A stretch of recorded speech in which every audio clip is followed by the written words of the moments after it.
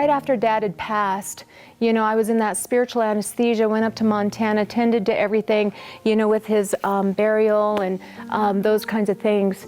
And when we got back, I lost it. I finally just needed to really break down. And I pulled the couch out into the bed, and I just needed to be in the living room because the fireplace was there, and I just needed to decompress and let go. And I'm laying there, staring at the fire, sobbing uncontrollably, just beyond despair, and feeling such a magnitude of pain. And my husband at the time is in the bedroom, and he's praying, and he's saying, can you guys just help her? So he's doing that. And the message that came to him was, there's too much pain, too much despair. We can't get to her.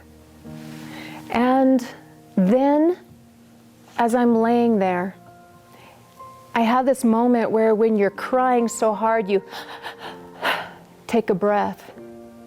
And the minute I took a breath, that feeling of peace of taking a breath, Spirit, my dad, came into my heart and into my mind.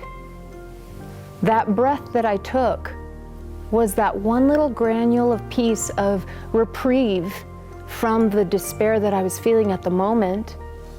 And when I took that breath, I could feel something shift in me. I could feel Spirit able to access me at that moment. And immediately started to feel like I was being taken care of. And I felt someone rubbing my back. And I kind of got upset. I thought it was my husband. I was like, can I just have a moment? You know? And I turn around kind of frustrated, and no one's there.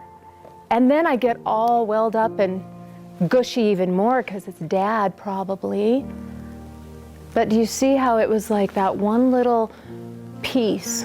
For me at that moment, it was breath. And I was taught that our breath is our access to Spirit. We can live without food, we can live without water, but we can't live without our breath very long at all. So when we take a breath, and that's how I utilize energy work, I always lead with that. And when I take a breath, I'll breathe in very, very quickly and really force it down into my lungs, and I'll feel a reverberation of energy through me, and it courses that spiritual energy through my body.